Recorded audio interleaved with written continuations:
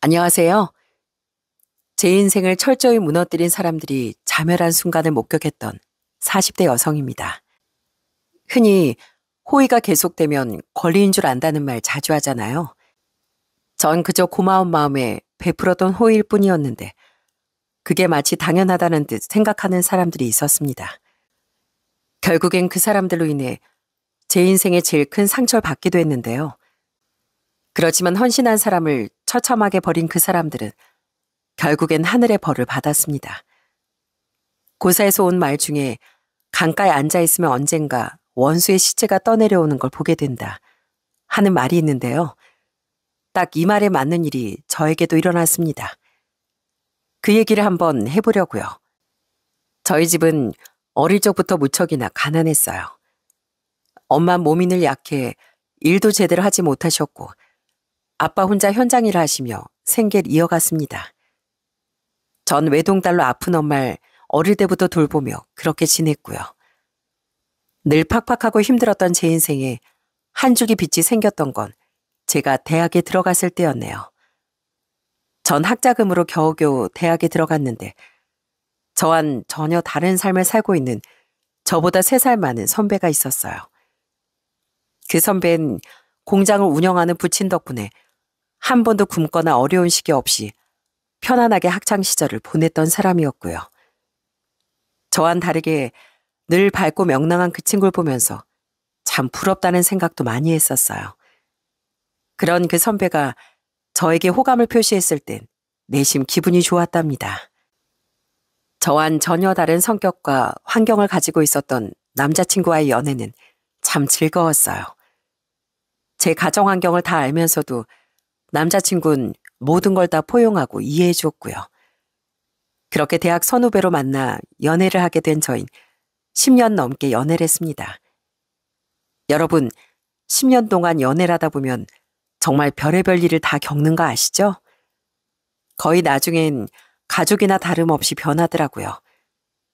저희 아빠가 돌아가셨을 때도 남자친구가 와서 상주처럼 같이 있어줬고 또 엄마가 아플 때면 늘 같이 병원에 가주기도 했습니다.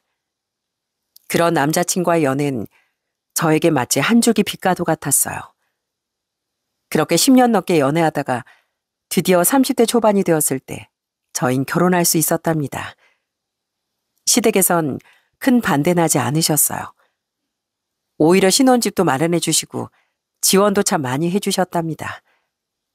다만 결혼하고선 제가 일을 다니지 않고 남편의 뒷바라지를 하면서 공장 일도 거들어주길 바라셨어요.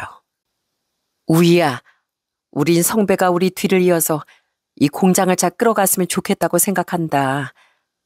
그러기 위해선 성배가 공장 일에만 열중하고 열심히 일할 수 있어야 하고. 그래서 말인데 결혼하고서 네가 일 그만두고 우리 성배 뒷바라지 좀 제대로 해주면 안 되겠니? 우리가 바라는 거 그거 하나뿐이다. 네가 나중에 여기 공장 사무되려면 어차피 다 물려받아서 해야 될 거. 처음부터 와서 공장 사람들 점심도 만들고 그러면 좋잖니. 내 말 무슨 말인지 알겠지? 네, 어머님. 그럼 그렇게 할게요. 전 시부모님의 요청을 거절할 수 없었어요. 결혼하면서 전 시댁에서 해준 것에 비해 정말 해온 게 거의 없었거든요. 오히려 반대 없이 절 맞아주시는 시댁 식구들에게 감사한 마음으로 그렇게 전 시댁에 잘하려고 노력했어요. 시댁은 제사도 많았고 명절이면 음식도 어마어마하게 했습니다. 그래서 전 늘 새벽부터 시댁에 가 음식을 해야만 했고요. 시몬 끝도 없이 잔소리를 제게 늘어놓더라고요. 우이야, 이걸 이렇게 놓으면 어떡하니? 한두 번 제사 음식 만드는 것도 아닌데 오늘 왜 그래? 좀 집중해서 만들어. 정성이 들어갈 거 아니야, 정성이. 국간은 봤니? 네, 어머님 아까 봤어요. 좀 더 끓이면 될 것 같아요. 아유, 이게 뭐야. 너무 심심하잖아. 간을 좀 더 해야지. 내가 언제까지 너 하나부터 열까지 다 알려줘야 돼. 이제 네가 맏며느리로서 알아서 척척할 때 안 됐어? 아유, 정말. 시모의 말을 들을 때면 늘 제 심장이 콩닥콩닥 뛰곤 했습니다. 그렇지만 전 그저 제사나 명절을 치를 때 시모가 좀 예민해진 거라고 생각하며 참았죠. 그래도 그렇게 힘들게 일하고 나선 나름 절 배려해준다고 그 다음 날은 공장 점심을 만들러 가지 않아도 됐습니다. 마치 뭐 큰 거 하나라도 내려주느냐 시모가 얘기를 하곤 하더라고요. 오늘 수고했다. 내일은 점심 내가 만들 테니까 넌 집에서 좀 쉬거라. 원래 이렇게 쉬라고 안 하는 거 알지? 오늘 고생했다고 내가 너 특별히 봐주는 거야. 가끔은 내가 이 집에 머슴으로 들어온 건가 싶을 때도 있었지만 그래도 남편과의 사이는 너무나도 좋았기에 꾹 참을 수 있었답니다. 남편은 그렇게 고생하고 집에 올 때면 항상 제 다리를 주물러주며 고생했다 절 토닥여주곤 했죠. 여보, 오늘도 힘들었지? 진짜 고생 많았어. 우리 엄마 아빠가 그런 거 엄청 중요하게 생각하는 거 당신도 알잖아. 나중엔 내가 싹 다 없앨 거야. 그러니까 당신 조금만 참아. 내가 공장 이어받기만 해봐. 당신 이런 고생 하나도 안 하게 해주지. 으이그, 말이라도 고맙네. 아, 오늘은 왜 이렇게 손님들이 많았는지 다리가 너무 아팠다니까. 그래도 다들 당신 음식 너무 맛있다고 칭찬이 일색이잖아. 솔직히 엄마가 할 때보다 난 당신이 음식하니까 더 맛있고 좋아. 역시 우리 집에 복덩이가 들어왔어. 그렇게 결혼 생활을 이어가면서 저희는 소소하게 행복도 느끼며 잘 지내고 있었어요.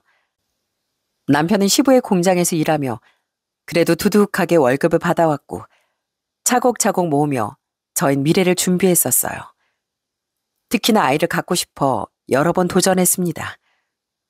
그런데 이상하게 결혼을 하고서 아무리 노력을 해도 아이가 생기지 않더라고요. 그러다 보니 은근슬쩍 시모는 그게 제 탓이냐 얘기를 하시곤 했습니다. 우이야, 너 생리통이 심하다고 하지 않았니?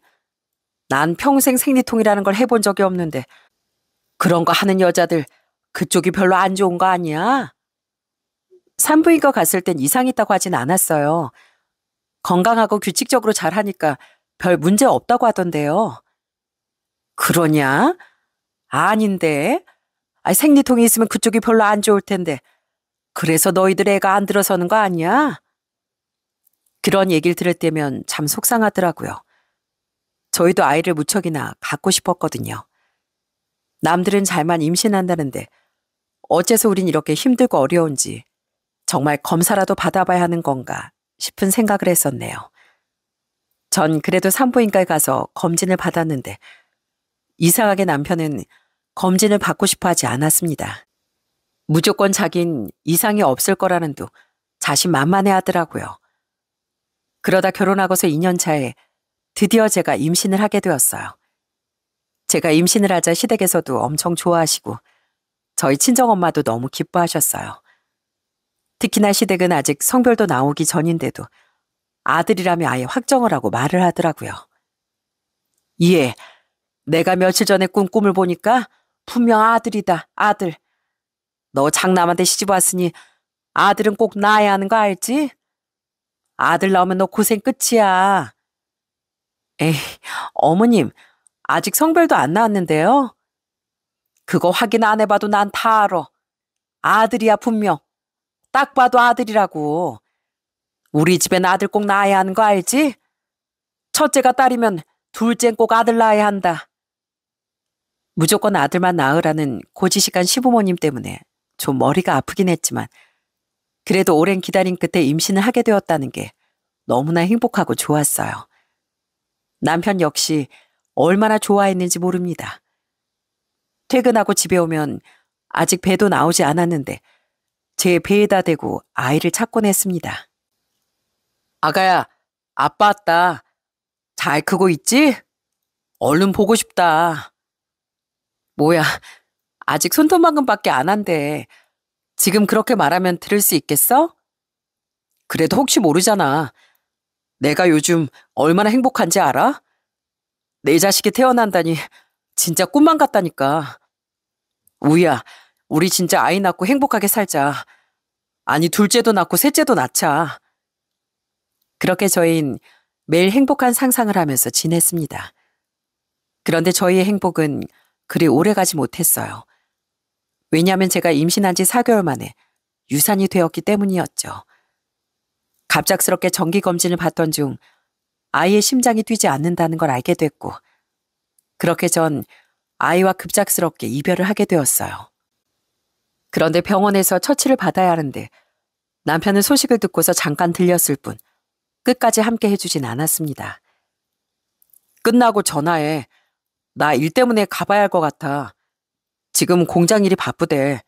얼른 오라고 하시네. 어? 그래도 조금 있다가 가면 안 될까? 나 무서운데. 뭐가 무서워. 병원에서 다 알아서 해주시는데. 일단 끝나고서 연락해. 집에 가서 쉬고. 그러더니 훌쩍 가버리는 남편의 뒷모습을 내내 쳐다보며 전 눈물이 절로 나왔습니다. 그렇게 전 울면서 병원에서 처치를 받게 되었어요. 오히려 병원 간호사분들이 절 위로해주며 괜찮다 토닥여 줬을 뿐 시댁 식구들 모두 절 위로해주진 않았습니다. 그 후로 분위기는 한순간에 달라졌어요. 시몬 절 볼 때마다 한숨만 푹푹 쉬고 직접적으로 뭐라고 하는 건 아니지만 전보다 더 저에게 냉혹하게 굴더라고요. 하도 너무 저에게 뭐라고 하시길래 한 번은 제가 폭발한 적도 있었네요. 너 이것도 아직 안 치웠니? 주방이라면서 주변 정리도 하나도 안 하고 이러고 두면 어떡해. 정신머리가 어디가 있는지 원. 어머님, 이거 아까 어머님이 가져다 두신 거잖아요. 왜 요즘 저한테 자꾸 그러세요? 왜 그러시는 건데요? 저 유산했다고 이러시는 거예요?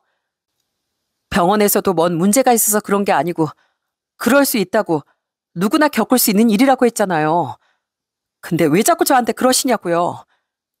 이것 봐라 이것 봐. 넌 뭘 잘했다고 큰 소리야? 됐다. 너 집에 가. 옷다 대고 큰 소리를 쳐. 얘 성배야.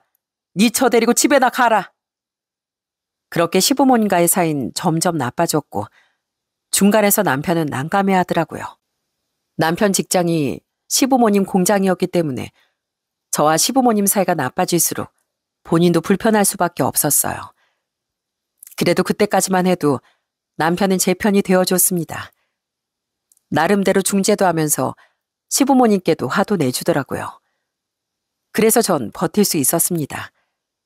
그런데 얼마 지나지 않아 시동생이 결혼을 하게 되었어요. 시동생도 공장에서 같이 일을 했었습니다. 워낙 말수가 적어서 누구를 만나고 있는 것조차 모르고 있었는데 갑작스럽게 그렇게 결혼을 하게 되었죠. 그 이유는 바로 동서가 혼전 임신을 했기 때문이었어요.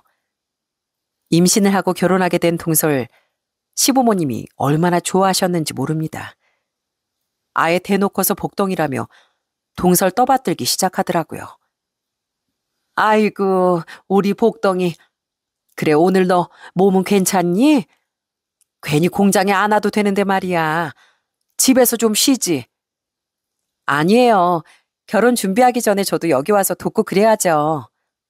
돕기는 무슨, 배도 불러오는데 푹 쉬어야지. 결혼 준비는 걱정하지 말거라. 우리가 알아서 다 해줄 거니까 아무 걱정하지 말고 집에서 쉬고 있어. 동선 시부모님께 살갑게 잘했고 그런 동설 시부모님은 더욱 예뻐했습니다. 그런데 점점 시간이 지날수록 동서와의 차별이 더 심해지더라고요. 결혼하면서 시부모님은 시동생네 신혼집을 저희처럼 똑같이 해주시기도 했지만 비싼 고급 SUV 차량도 해주셨거든요. 처음에 그걸 보고서 남편이 좀 툴툴대긴 했어요. 뭐야, 우리 결혼할 때 이런 거 없었으면서 왜 영배네한테 차까지 뽑아줘요? 그거야 네 재수 씨가 이제 아이 낳을 거니까 그러지. 애 낳으면 튼튼한 차가 있어야 한다는데 이 정도는 시부모로서 해줄 수 있는 거 아니냐? 너희도 부러움에 애 낳든가. 엄마, 그래도 이건 좀 너무한 거 아니에요? 들어보니까 영배는 다음 달부터 월급도 오른다면서요. 그야 식구가 더 늘어날 텐데 당연하지. 니들은 그저 니네 둘이서 먹고 살지만 얘는 이제 앞으로 애까지 태어나면 생활비가 얼마나 많이 들겠니? 너도 형으로서 쪼잔하게 그러지 말어. 그렇게 대놓고 차별을 하기 시작하니 그때부터 남편도 너무 기분 나빠하더라고요. 그런데 그 화가 시부모한테 향하는 게 아니라 저에게 향하더군요. 마치 제가 임신을 하지 못했기 때문에 이런 차별이 생긴 거라고 생각하는 듯 보였습니다. 동서가 출산을 하고 나서부턴 시댁에 가면 동선 아무것도 하지 않고 손 하나 까딱하지 않았고 모든 일은 제 몫이 되었어요. 아이가 1살이 되었을 때도 동선 가만히 앉아 저에게 시키기만 했고요. 형님, 저 물 좀 가져다 주시면 안 돼요? 동서, 그 정도는 동서가 일어나서 해. 나 지금 바쁜 거 안 보여? 아, 아이 보느라 제가 거기까지 갈 수가 없어서 그런데 좀 가져다 주세요. 예, 넌 그거 하나 가져다 주는 게 그렇게 힘드니? 아유, 됐어. 둘째야, 내가 가져다 주마. 애 보느라 힘든 애한테 꼭 그렇게 까칠하게 말을 해야 되겠어? 하여간 심볼 곱게 써라, 곱게 써. 아니에요, 어머님. 형님도 주방일 하랴 바빠서 그러시겠죠. 전 괜찮아요. 시댁 식구들은 여우같이 행동하는 동서를 보면서도 아무런 말도 하지 않더군요. 오히려 동서를 더 두둔할 뿐이었어요. 그런데 그렇게 아이 못 낳는다며 절 타박했던 시댁 식구들이 한순간에 변한 계기가 있었습니다. 하도 결혼하고서 아이가 생기지 않자 한 번은 아예 작정하고서 남편과 저 둘이서 난임병원을 찾아가게 되었어요. 그동안 아무 문제 없을 거라던 남편도 이참에 검사를 받게 되었고요. 그런데 그 검사 결과가 얼마나 웃겼는지 아세요? 바로 난임 원인이 남편에게 있었던 거였습니다. 정자 운동성이 굉장히 좋지 않아 자연 임신이 힘든 상황이었죠. 애초에 첫 임신이 되었던 것도 정말 희박한 확률에서 되었던 거였더라고요. 그런데 그 사실을 시댁에 말하자마자 그때 이후로 뭘 했는지 아마 여러분이 들으셨다면 정말 기가 차서 어이가 없으셨을 겁니다. 그 전까지 까칠하게 얘기를 하던 시모가 제 손을 잡고 갑자기 따뜻하게 얘기를 하는 거 있죠? 우이야, 우리는 애초에 너희 둘이서만 행복하게 잘 살면 그만이라고 생각했다. 요즘은 아예 안 낳고 사는 부부도 많다잖니. 괜히 마음 쓰지 말고 앞으로는 둘이서만 잘 살 생각만 하거라. 어머님, 아이 꼭 낳아야 한다면서 그러셨잖아요. 근데 갑자기 왜 이렇게 얘기하세요? 아유, 내가 언제. 난 그런 생각 해본 적이 없어. 뭐 손주야 둘째 내가 이제 둘째도 낳고 복작복작 하잖니. 우린 그것만으로도 충분하다. 너희 둘이서 행복하게 지금처럼 잘 지내기만 하면 돼. 아들이 아이를 갖기 어려운 몸 상태라는 걸 알아서 그랬는지 시부모는 그때부턴 또 저한테 잘해주는 척을 하더라고요. 마치 원래부터 잘했던 것처럼 저한테 그러시는데 진짜 기가 차 어이가 없었습니다. 그래도 그때부턴 시댁과의 트러블은 갑자기 싹 사라지기 시작했어요. 아마 제가 시집살이로 남편과 못 살겠다고 선언하면 아들이 평생 혼자 살게 뻔하니 그랬을 거라 생각합니다. 그런데 시댁과의 문제는 그렇게 사라졌지만 또 다른 문제가 생기고 말았어요. 결혼 5년 차가 지나면서 남편이 슬슬 변하기 시작했거든요. 자꾸만 저녁에 늦게 들어오고 주말에도 약속이 있다면 나갈 때가 많아졌어요. 거기다 술을 어찌나 많이 마시는지 정신을 못 차리고 올 때도 많았습니다. 그 문제 때문에 남편과도 종종 다퉜죠. 언제까지 그렇게 술을 마시고 다닐 거야? 당신 갑자기 왜 그래? 술도 잘 못하는 사람이 요즘 일주일 내내 술 마시고 들어오는 건 알고 있어? 그냥 친구들이랑 요즘 할 말도 많고 그래서 술집 가는 거야. 나도 좀 스트레스도 풀고 그러자. 당신이야말로 왜 그래? 당신도 밖에서 취미생활하고 그래 그럼.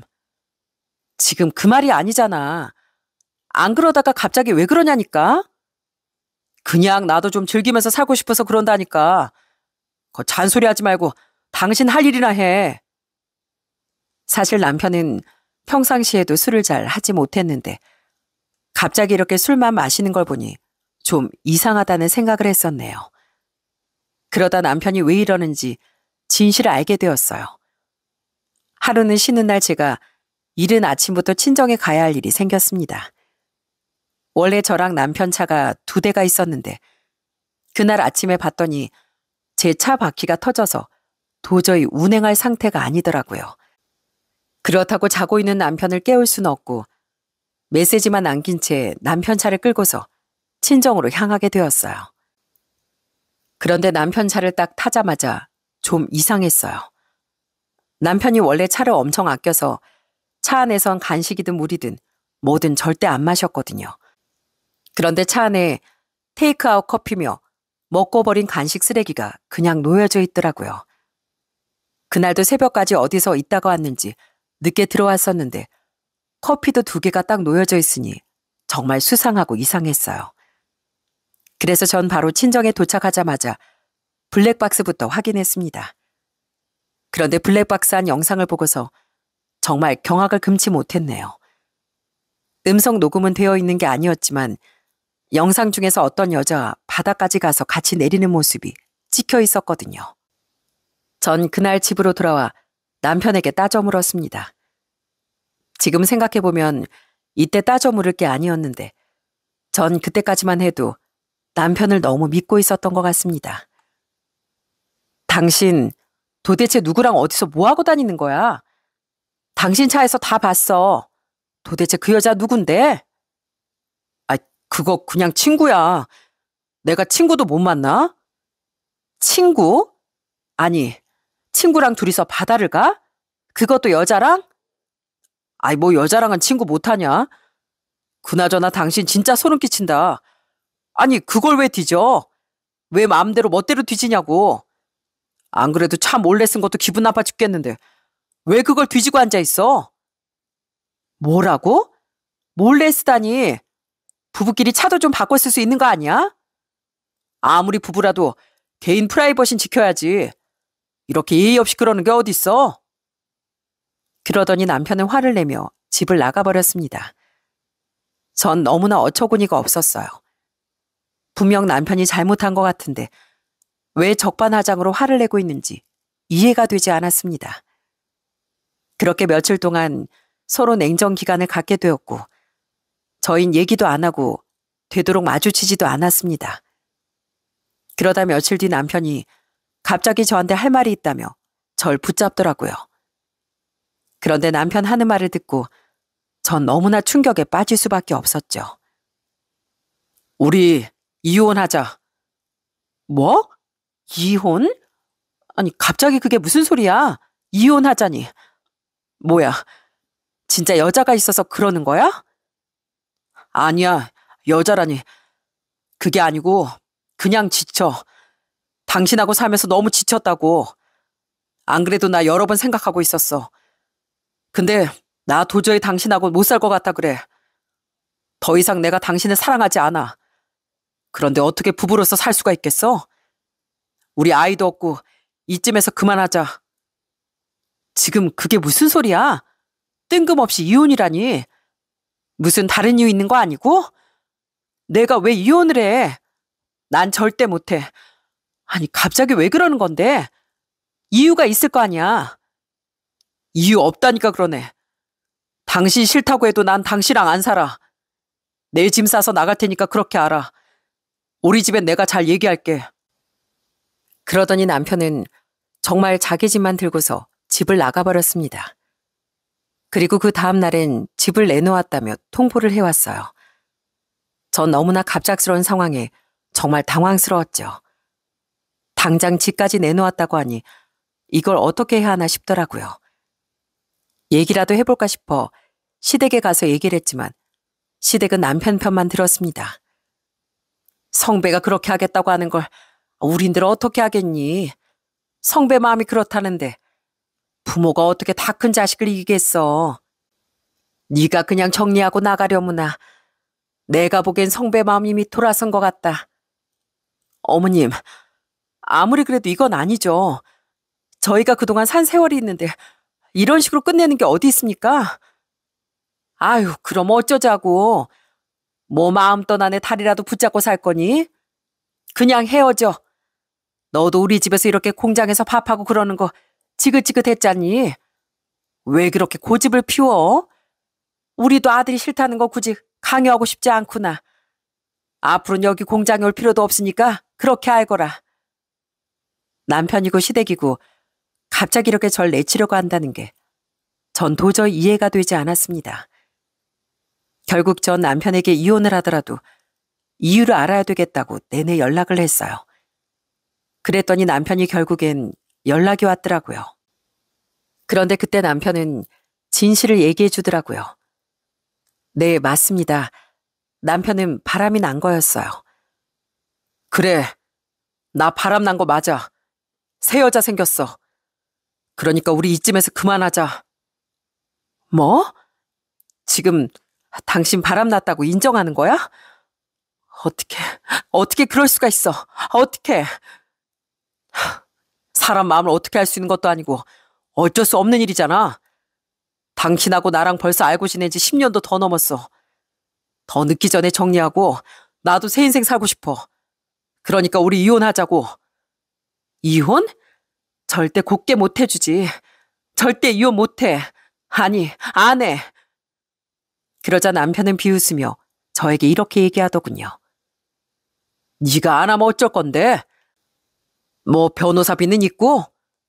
능력도 없고 처가집도 가난한데 어디서 변호사비를 구할 거야? 내가 좋게 이혼하자고 하잖아. 넌 지금까지 나랑 결혼하고서 이 일을 하기로 해서 뭘 했어? 애 낳지도 않고 전업주부로 내내 생활했는데 네가 뭐 하나라도 건질 수 있을 것 같아?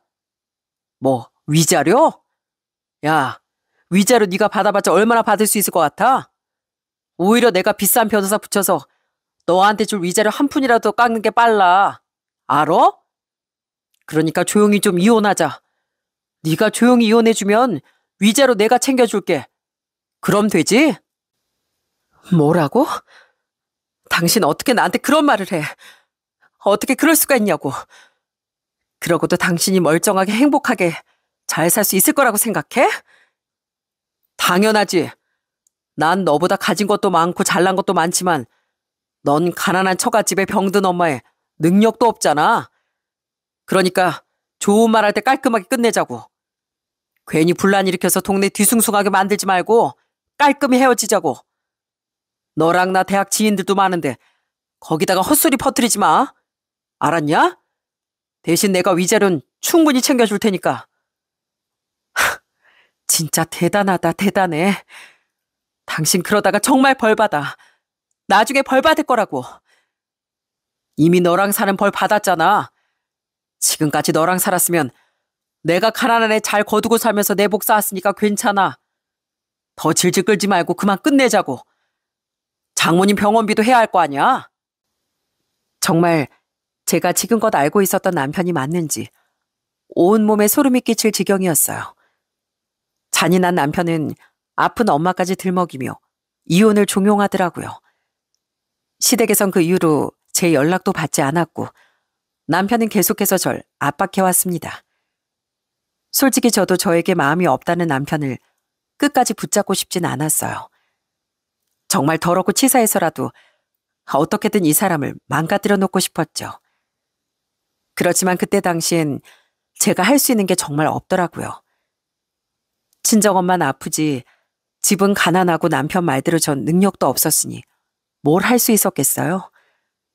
그나마 위자료를 두둑히 준다고 하니 그걸 받고 그냥 헤어지는 게 낫겠다고 생각했어요. 그렇게 전 남편과 이혼을 하게 되었습니다. 그러면서 3천만 원 정도의 위자료를 받게 되었어요. 이혼을 하고서 얼마나 눈물이 났는지 모릅니다. 너무나도 억울하고 분통하고 진짜 마음 같아선 저 인간들을 다 찢어버리고 싶더라고요. 한동안 너무 힘들어서 눈을 뜨는 순간부터 지옥같이 느껴졌습니다. 돈을 받긴 했지만 그 돈이 너무 더럽게만 느껴졌고요. 아픈 엄마 둘이 어찌나 울었는지 엄만 저에게 너무나 미안해 하셨죠. 우희야, 미안하다. 엄마가 이럴 때 너한테 큰 힘이 되어줘야 하는 건데 그게 아니라 짐이 되어버려서 정말 미안하구나. 엄마 그런 말 하지 마. 나한테 이제 남은 거 엄마뿐인데 왜 그렇게 얘기해. 난 엄마가 이렇게 내 옆에 있는 것만으로도 충분해. 전 그래도 포기하지 않고 새 삶을 어떻게든 살아가려고 정말 열심히 노력을 했습니다. 지역도 다른 지방으로 이사 가면서 그렇게 그전의 삶을 잊고서 살려고 노력했죠. 그러다 제과 제빵 자격증을 취득하려고 학원을 다니게 되었어요. 전부터 작게나마 카페를 운영하고 싶었는데 이런저런 자격증을 준비해야 되겠다는 생각이 들었거든요. 그렇게 열심히 학원을 다니며 한 언니를 만나게 되었어요. 저보다 5살이 많았던 그 언니는 집안도 정말 좋고 성격도 너무 좋은 사람이었어요. 일찍 결혼해서 자식들이 어느 정도 크고 나서 이것저것 배우려고 그 학원을 다니고 있는 거였어요. 몇 달 동안 그렇게 같이 학원을 다니며 친해졌고 그러면서 제 상황에 대해서도 그 언니가 알게 되었죠. 그랬더니 그 언니가 절 얼마나 많이 챙겨줬는지 모릅니다. 그리고 그 언니가 나중에 카페 창업을 했을 땐 거기서 취직을 시켜주기도 했어요. 그렇게 전 이혼하고서 열심히 제 삶을 살아가고 있었어요. 그러던 어느 날 갑자기 그 언니가 저한테 남자를 소개받을 생각이 없냐고 물어보더라고요. 에이, 무슨 남자야. 아유, 됐어, 언니. 내 상황에 무슨 됐네요. 아니, 그게 아니라 실은 우리 카페에 몇 번 손님으로 왔었거든. 근데 그때 슬쩍 널 보고서 괜찮은 것 같다고 얘기를 했었거든. 내가 생각해보니까 너랑 둘이 딱 맞겠더라고. 솔직히 미혼은 아니고 한 번 결혼했었는데 7년 전에 사별했대. 정말? 아, 그렇구나. 근데 그래도 지금 내 상황에서 누굴 만난다는 게 좀 그쪽에서 알면 좀 꺼려지지 않을까? 에이, 네 상황이 뭐 어떻다고. 이혼한 지 5년도 훨 지났고 그리고 나도 한번 네 상황 슬쩍 얘긴 했거든.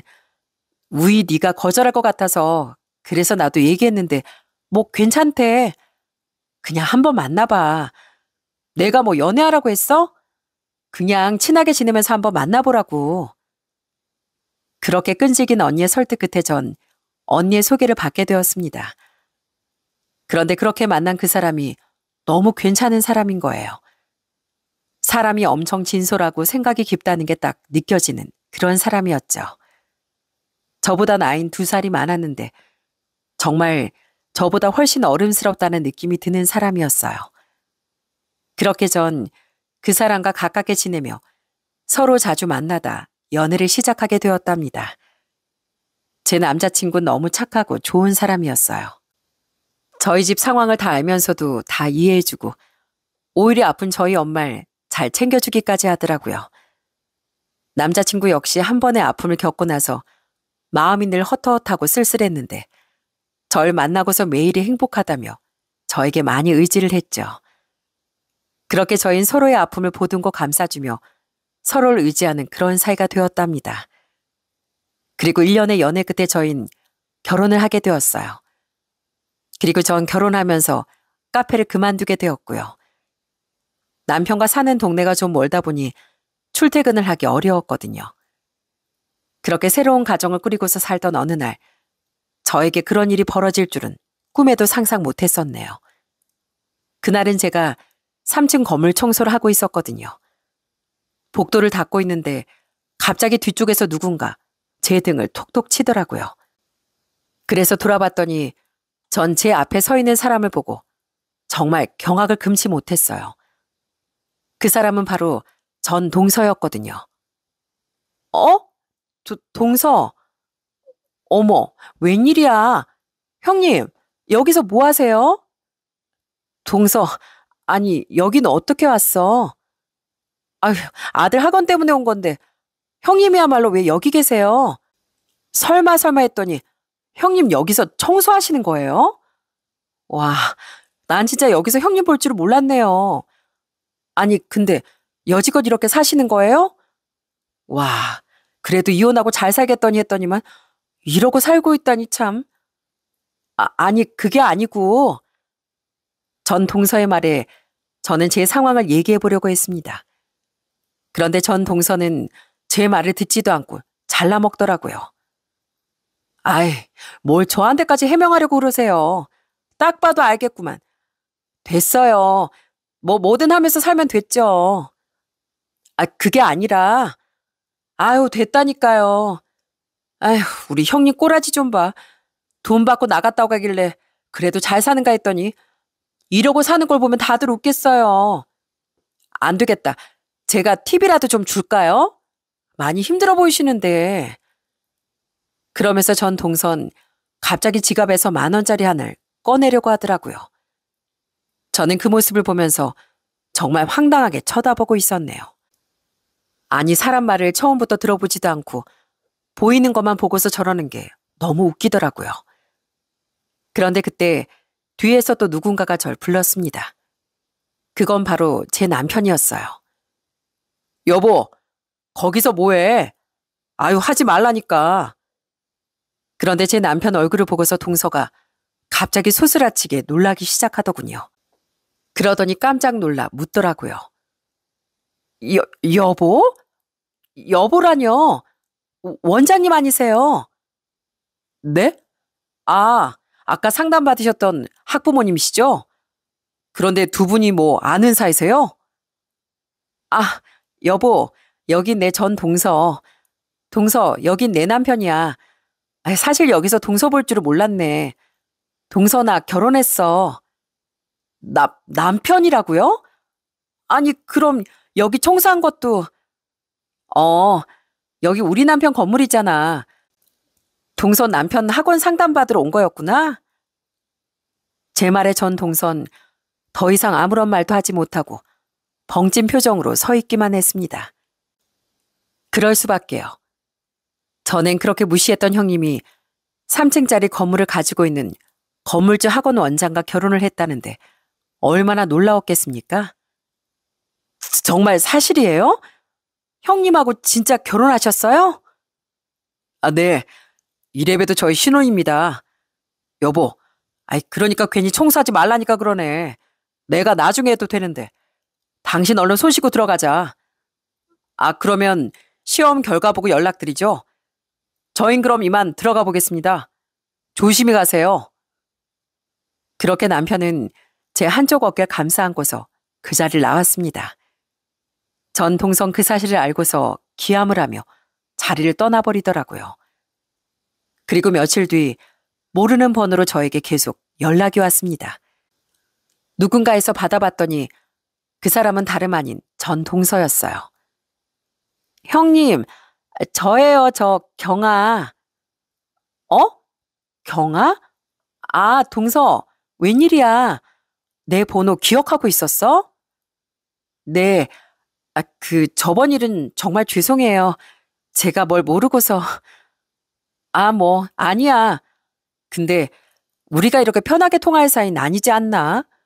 갑자기 왜 전화한 거야? 그게요, 형님.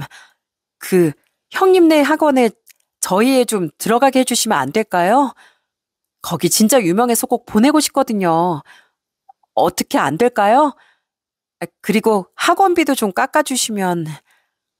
뭐? 아니, 그걸 왜 나한테 말해? 그리고 학원비를 깎다니. 동선에 잘 사잖아. 동서 시부모님한테 내달라 그러면 되지. 왜 그걸 나한테 얘기를 해? 전 동서의 말에 너무나 기가 막혔습니다. 그렇게 잘 산다 떵떵거리던 전 동서가 다른 것도 아니고 학원비를 깎아달라뇨. 너무 어처구니가 없더라고요. 그런데 뒤이어 전 동서가 하는 말이 더더욱 기가 막히더군요. 저희가 여길 왜 왔겠어요. 저희 시대가 아예 쫄딱 망했어요. 뭐? 망하다니 그게 무슨 소리야? 그게 아버님 공장에 갑자기 불이 나서 죄다 날려먹고 보험도 제대로 안 들어놓으셔서 진짜 말 그대로 쫄딱 망했어요. 거래대금도 밀려서 지금 빚잔치 중이고요. 아주버님이 형님하고 이혼하고 그 만나던 여자랑 결혼했는데 글쎄 그 여자가 술집 여자였더라고요. 결혼하고서도 자꾸 술집 나가는 바람에 대판 싸우다가 이번에 망하니까 그 여자도 도망가고 아주 난리도 아니에요. 저희 남편도 요즘 술만 마시고 일도 안 하고 저 혼자 공장 다니면서 그렇게 어렵게 살고 있어요.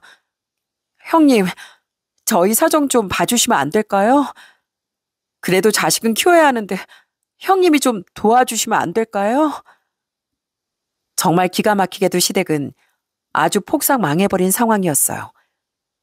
하늘에서 정말 천벌을 내렸던 건지 크게 공장에 불이 나는 바람에 공장이 아예 전소가 되었고 거기다가 보험 보상도 받지 못해 진짜 아무것도 못 건지고 망해버렸다더라고요. 거기에 전 남편이 만나던 여잔 술집 여자였고 얼마나 사치가 심했는지 내내 명품 가방에 명품 옷에 사치를 부리다 돈이 모자라면 술집에 또 나가 돈을 버는 바람에 전 남편과 매일같이 싸웠다고 해요. 그러다 망하니 그 여자도 도망가면서 결국 전 남편은 혼자가 된 거였어요. 그 얘기를 듣는데 진짜 온몸에 소름이 끼치면서 웃음이 절로 나오더라고요. 그렇게 절 무시하더니만 진짜 하늘에서 제대로 벌을 내려줬구나 싶었어요. 전 동성 계속해서 애걸복걸 저에게 부탁을 하더군요. 형님, 좀 도와주세요. 저희 애 거기 꼭 보내고 싶어요. 형님이라면 어떻게든 들여보낼 수 있잖아요. 그리고 학원비도 좀 부탁드릴게요. 네? 내가 왜? 우리가 이렇게 도와줄 만한 좋은 사이는 아니지 않아? 나도 학원 자주 가는데 그럼 나랑 자주 얼굴 봐야 할 텐데 내가 엄청 불편하지 않겠어? 그렇게 나 볼 때마다 무시하더니 내 얼굴은 볼 수 있겠냐고. 됐으니까 이런 전화 다시는 하지 마. 그리고 나 이제 네 형님 아니야. 어디서 형님이라고 말을 해? 형님, 왜 그러세요? 그래도 예정이 있는데. 예정 같은 소리 하고 있네. 야, 너희한테 남은 거라곤 난 분노밖에 없어. 니들이 왜 망했는지 알아? 사람 그렇게 무시하고 깔보니까 하늘에서 벌을 내린 거야. 그 벌 받고 제발 좀 정신 차리고 사람 무시하면서 살지나 마. 그리고 네 애를 우리 학원에 보내고 싶니? 그런 어마어마한 짓을 저지르고서? 참, 택도 없어 이거사. 또다시 전화하면 그땐 니들이 한 짓 다 떠벌리고 다닐 거니까 다신 연락하지 마. 그러고서 전 바로 전화를 끊어버리고 아예 차단까지 해버렸네요. 전 동서의 얘기를 듣고서 저도 알아보니까 전 시댁은 진짜 어마어마하게 망했던 모양이더라고요. 집까지 싹 다 처분하고 이젠 어렵게 산다는데 그 콧대가 좀 꺾였는가 봅니다. 어디서 또 소식을 들었는지 역시나 전 시모가 연락이 왔더라고요. 정말 뻔뻔한 건 여전했습니다. 우이야, 나다. 어쩐 일이세요? 너 결혼했다며? 둘째한테 들었다. 학원 원장이랑 결혼했다지? 너 혹시 우리 때문에 둘째네 안 받아주는 거면 그러지 말거라. 모르는 척하고 다닐 테니까 네가 좀 받아주면 안 되겠니? 둘째네가 지금 좀 힘들어. 그래도 자기 새끼들 키운다는데 네가 조금만 생각해주면 안 되겠어? 생각이요? 아, 이렇게 생각이 많으신 분이신 줄은 몰랐네요. 근데 어쩌죠? 전 그럴 생각이 추워도 없는데. 죄송하지만 저한테 그렇게 나쁜 악연인 사람들을 저희 학원에 들일 만큼 제가 아량이 그렇게 넓진 않아서요. 다른 학원도 많으니까 거길 알아보시던지요. 우이야, 아유 어째 그러니. 내가 미안하다. 어? 내가 정말 미안하다. 우리 벌 받을 만큼 다 받았어. 그러니 네가 좀 한 번만 이해해주면 안 되겠니? 이해라고요? 벌이요? 전 한 번도 벌 준 적이 없는데요. 어디서 벌 받으셨다고 하시는데요? 제가 내리는 벌은 아직 시작도 안 했네요. 사람 그렇게 냉정하게 내치셨으면서 어디서 아량을 원하세요? 참, 양심도 없으시지. 더는 이런 전화 받고 싶지도 않고요. 다신 연락하지 마세요. 그렇게 전 시모의 전화도 끊어버렸습니다. 참 사람이 뻔뻔하고 염치 없지 않나요? 그렇게 상처를 줘놓고선 자기들 힘드니까 이렇게 전화를 하다니 그저 놀라울 따름입니다. 남편에게도 이 사실을 말하니 남편은 곰곰이 생각하더니 저에게 얘기를 하더라고요. 여보, 내가 아이들을 가리는 건 아니지만 당신하고 그렇게 악연인데 내가 받을 이유도 없고 거기다 지금 학생들도 다 꽉 차서 받을 여유도 없어. 그러니까 걱정하지 마. 그나저나 당신 참 힘들었겠다. 전에 당신한테 들었을 때도 참 힘들고 외로웠겠다 싶었는데 어떻게 여기서 그 얼굴을 마주했어? 얼마나 마음이 그랬겠어. 이리 와. 내가 당신 한번 안아줄게. 그렇게 남편은 오히려 절 안아주며 위로를 해주더라고요. 정말 그동안 꿈에서도 시달릴 정도로 저에겐 너무나 고통스러운 과거였는데 이렇게 전 시댁이 나락으로 떨어졌다는 걸 듣고 나니 그나마 제 마음이 조금이라도 치유가 된 것 같아요. 전 남편은 술독에 빠져선 흥청망청 지내고 있다는데 뭐 이젠 제 알바는 아닌 것 같습니다. 전 지금의 남편과 함께 너무 행복하게 잘 지내고 있거든요. 지금 시부모님도 어찌나 절 좋아하시는지 늘 시댁에 갈 때마다 정말 반가워하시고 좋아하신답니다. 사실 저희가 결혼을 하면서 바로 아이를 가질 준비를 해서 시험관으로 아이를 가졌거든요. 40이 넘은 나이에 그러다 보니 시부모님은 제가 복덩이라며 얼마나 좋아하시는지 모릅니다. 같이 밥을 먹으려고 반찬이랑 음식을 해서 바리바리 싸서 가면 이제 80이 다 되신 시부모님은 항상 제 손을 따뜻하게 잡아주세요. 아이고, 우리 복덩이 이런 거 해오지 말라니까. 그냥 몸만 오라니까 그러네. 아니에요. 저 이런 거 하는 거 좋아해요. 어머님, 아버님이랑 같이 밥 먹으면 얼마나 밥이 쑥쑥 잘 들어가는데요. 얼른 앉으세요. 저희 따뜻할 때 먹어요. 정말 우리가 다 늙어서 어쩜 이렇게 복 많은 며느리가 들어왔는지 고맙다, 고마워. 그렇게 절 사랑해 주시는 시부모님과 남편 덕분에 전 행복하게 출산을 앞두고 있답니다. 남편은 저희 친정 엄마에게도 정말 잘하고 있어요. 엄마가 몸이 약하셔서 여행도 잘 못 가셨는데 남편은 한가한 시간이 되면 늘 엄마를 모시고 근교 여행이라도 가려고 한답니다. 장모님, 어떠세요? 여기 분위기 너무 좋죠? 장모님 모시고 오고 싶어서 아주 혼났습니다. 제가 장모님 모시고서 가고 싶은 거 몇 군데 더 있거든요. 다음 주엔 다른 곳도 가봐요. 아이고, 정서방 덕분에 내가 이게 무슨 행복인가 모르겠네. 여기 참 분위기도 좋고 예쁘네. 이런 곳은 둘이서만 와야 되는 거 아니요? 괜히 내가 불청객으로 낀 것 같아가지고. 아유, 불청객이라뇨. 저한텐 우리 와이프만큼이나 장모님도 소중합니다. 제가 앞으로 장모님 모시고 여기저기 많이 갈 거예요. 그러니까 장모님 이젠 건강도 챙기셔야 돼요. 운동도 많이 하시고 드시는 것도 잘 드시고요. 그래, 알았네, 알았어. 네, 우리 정서방이랑 앞으로 여행 다니려면 열심히 운동해야 되겠구만 그래. 엄마도 전보다 더 건강해지시고 활기가 넘치시는데 이게 다 지금의 남편 덕분이라고 생각합니다. 그렇게 저희는 너무나 행복하게 잘 지내고 있어요. 사실 이혼을 했을 땐 엄마에게 불을 한 것 같고 믿었던 사람에게 배신도 당해 너무 힘들고 외로웠는데 지금은 그때의 힘듦이 싹 다 잊혀진 것 같습니다. 오히려 뱃속의 아이와 앞으로 얼마나 더 행복한 시간을 보낼 수 있을지 기대감이 생기고 있네요. 세상을 살다 보니 참 드라마보다 더 드라마 같은 일들이 많다고 느껴집니다. 저 역시 전 남편과 헤어졌을 땐 세상이 다 무너지는 것 같았거든요. 그런데 인생은 정말 한 치 앞도 모른다는 게 맞는 말인 것 같습니다. 그렇게 떵떵거리며 잘 사던 시댁이 한순간에 무너질 거라 누가 상상이나 했겠습니까? 그렇지만 시댁이 그렇게 된 건 다 벌받은 거라고 생각해요. 남들을 무시하고 자만했던 일들이 그렇게 벌로 내려졌다고 생각합니다.